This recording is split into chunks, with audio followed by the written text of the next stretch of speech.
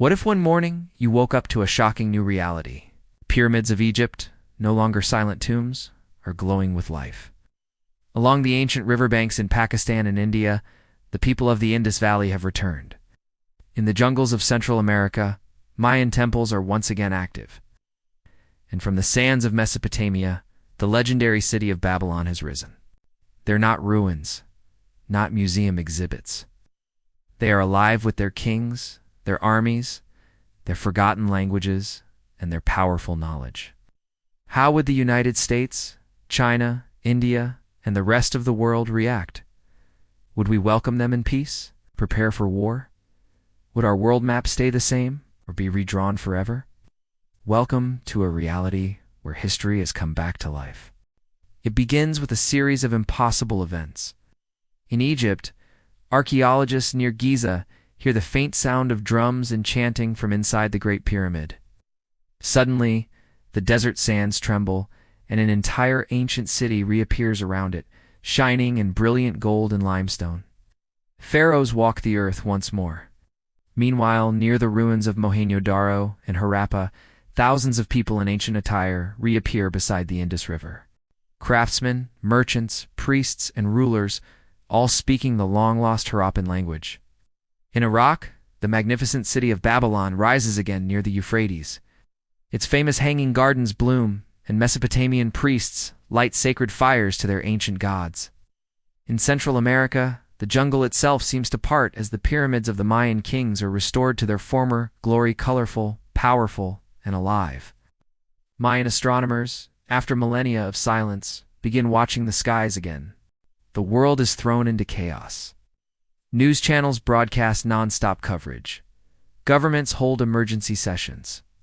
Scientists are completely baffled. This isn't a historical reenactment.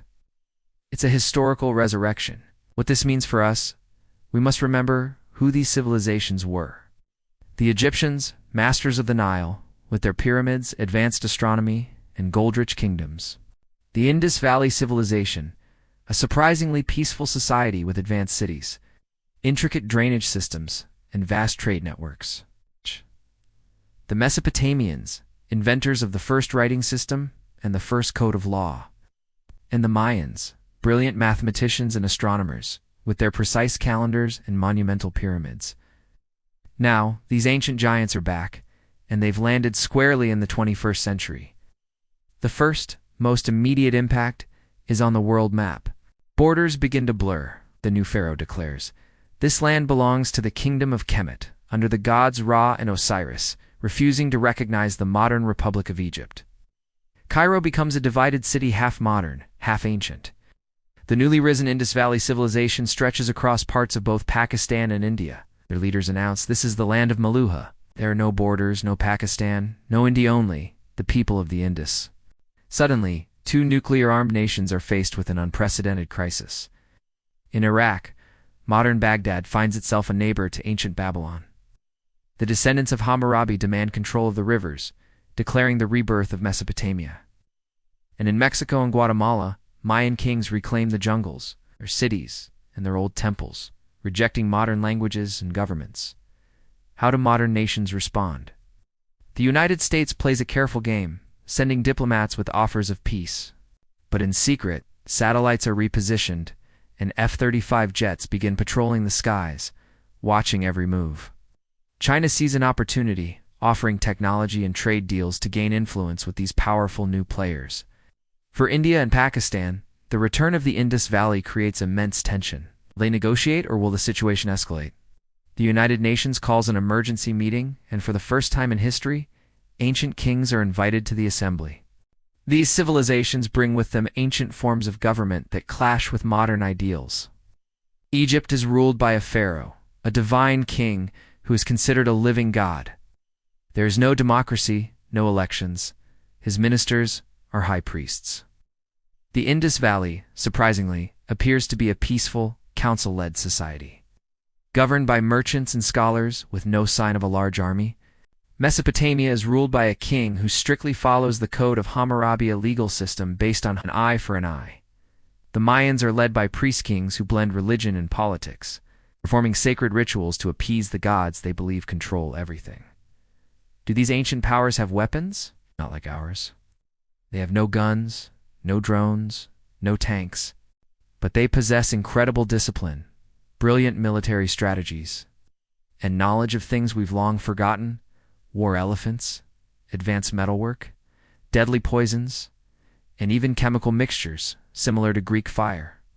The world's superpowers, the US, Russia, and China, realize a terrifying truth. If these ancient civilizations acquire modern weaponry, the global balance of power will be shattered forever. Sanctions are imposed, peace missions are dispatched, and covert espionage operations begin. The cultural clash is just as profound. These civilizations speak languages that have been dead for thousands of years: hieroglyphics, Sumerian, the undeciphered Harappan script. The new Egyptians refuse to speak Arabic. The Mayans reject Spanish. The Indus people don't recognize modern religions. They follow their own forgotten gods and goddesses. This creates a massive identity crisis for modern populations living in these regions. Who are they now? But amid the chaos, something incredible starts to happen. Ancient knowledge begins to merge with modern science. The Egyptians, using the precise geometry of their pyramids, discover a new way to harness solar power, generating vast amounts of clean energy. The Indus Valley people rebuild their eco-friendly smart cities using ancient techniques, creating urban centers with perfect drainage that are superior to many modern ones.